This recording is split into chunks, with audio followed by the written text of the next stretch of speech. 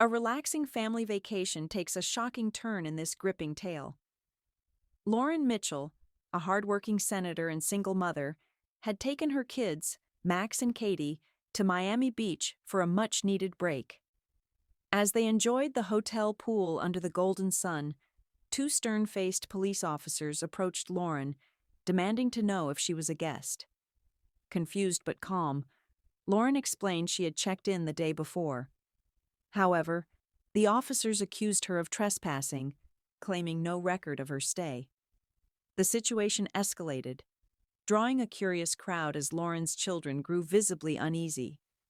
Despite the officers' hostility and false claims, Lauren stood her ground, asserting her right to be there.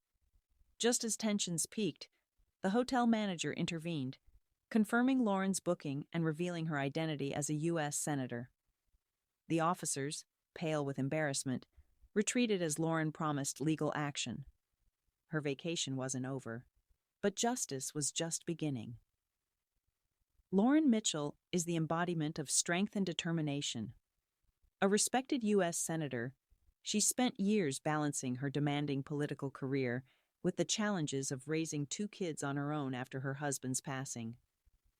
Her life in Washington, D.C. is a constant whirlwind of meetings, debates, and decision-making, but she handles it all with grace and an unwavering commitment to her family.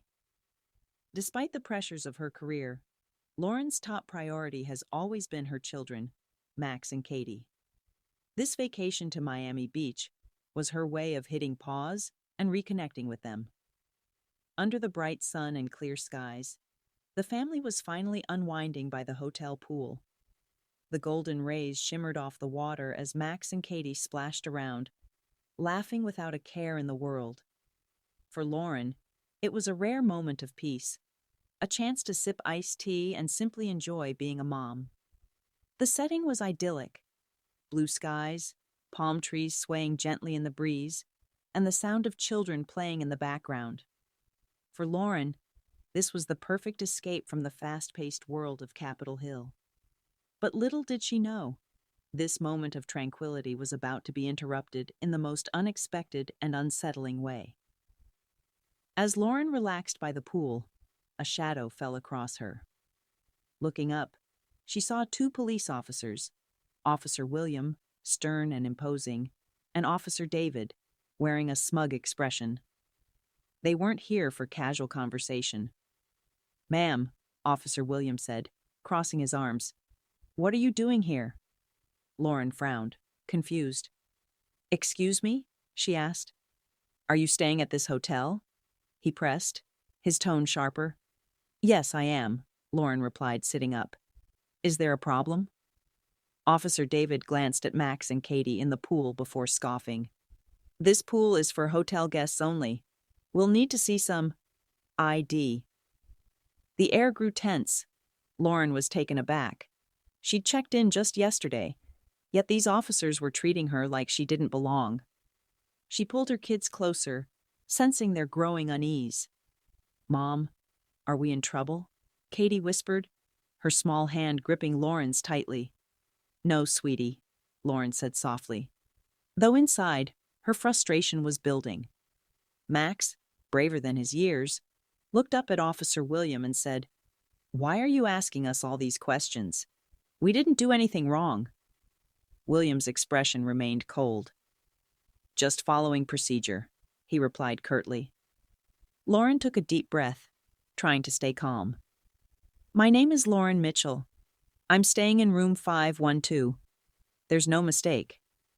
But the officers weren't convinced. As David reached for his radio, Lauren's sense of peace shattered, replaced by a gnawing realization. This wasn't about procedure. It was something far worse. The officers weren't backing down. "We're not getting any record of you in that room," Officer David said smugly. "Care to explain?" Lauren's frustration grew. "That's impossible," she said firmly. "I checked in yesterday. You must be mistaken." "No mistake, ma'am," David replied, his mocking tone cutting through the air. "If you can't prove you belong here, you'll need to leave the premises immediately." Max, standing beside his mom, couldn't stay silent any longer. "Why are you doing this to us? We didn't do anything wrong," he said, his voice steady but defiant. Lauren placed a hand on his shoulder. "Max, it's okay," she said softly, though she knew it wasn't. "We've done nothing wrong, and I'm not going anywhere." By now, a small crowd had gathered around the pool. Curious eyes watched as the tension grew thicker. Lauren could feel their stares, some sympathetic, others judgmental. Either way, it only added to the discomfort of the moment. She held her children close, determined to protect them, even as the officers continued to press. Officer David returned from his radio call with a smug grin. "Well, Mrs. Mitchell, no record of you in room 512. If you can't prove you belong here, you and your kids need to pack your things and leave. Now."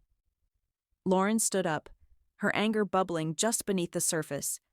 "That's ridiculous," she said, her voice steady but firm. "I paid for that room.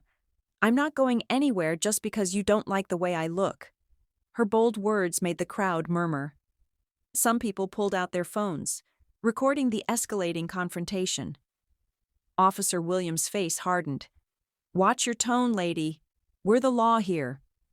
As the tension mounted, Lauren refused to back down. "You have no right to treat us like this," she said. "I'm not leaving." Suddenly, Officer Williams stepped forward, grabbing Lauren's arm. "That's it," he snapped. "You're coming with us." Lauren stayed calm, her eyes locked on his. She knew she'd done nothing wrong and wasn't about to be dragged away like a criminal. But the situation had reached a boiling point, and everything was about to change. Just as Officer William tightened his grip, a voice cut through the chaos. "What on earth is going on here?" The hotel manager, Mr. Daniels, rushed over, pushing through the crowd. He glanced at Lauren and then at the officers, clearly confused. "Mrs. Mitchell, is there a problem?" "These officers are accusing me of trespassing," Lauren said, her tone sharp. "I told them I'm staying in room 512, but they're claiming there's no record of me." Mr. Daniels frowned. "That's impossible. Let me check the records myself." Officer David scoffed. "No need. We've already confirmed." Daniels interrupted. "I said I'll check." He hurried away, leaving an uncomfortable silence. Moments later, he returned, looking flustered. "There's been a mistake. Mrs. Mitchell is indeed a guest here. I sincerely apologize for this misunderstanding." The officers froze, realization dawning on their faces. "Wait, Mitchell?" William asked, his voice trembling. "Yes," Lauren said, stepping forward. "Senator Lauren Mitchell." The crowd gasped, and the officers' faces paled. Lauren's voice was steady as she added, "You'll be hearing from my lawyer. This is far from over." The officers stammered apologies before retreating, and Lauren turned to her kids with a reassuring smile. "Let's go, sweethearts. Our vacation isn't over yet." Justice had been served. Lauren, Max, and Katie walked away from the pool, their footsteps steady, though the air around them was still thick with the tension of what had just happened. The officers had retreated, and the crowd slowly dispersed, but for Lauren, the feeling of victory was bittersweet. She had stood her ground, not just for herself, but for her kids, and they were safe. Her vacation wasn't over yet. As they made their way back to their room, Lauren couldn't help but reflect on the events. Sometimes, life throws unexpected challenges your way, and you have to fight for what's right, even when it feels like the world is against you. In that moment, she had demanded respect and justice, refusing to let anyone diminish her or her family. The lesson was clear. Never let anyone silence you or make you feel less than you are. Standing up for yourself is the first step in reclaiming your peace and your power. With that, Lauren and her kids continued their vacation, stronger and more united than ever. And to the viewers, the message was simple. When faced with injustice, always stand tall and fight for what's right. Thank you so much for watching today's story. I hope you enjoyed it as much as I did sharing it with you. If you found it inspiring or thought-provoking, don't forget to hit that like button. It really helps out the channel. And if you haven't already, make sure to subscribe and share this video with your friends so they can experience the journey too.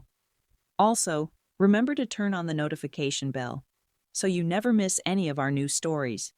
We've got plenty more exciting real-life tales coming your way, and you won't want to miss them.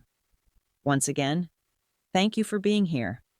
I appreciate all your support, and I look forward to seeing you in the next video. Until then, take care and keep standing up for what's right.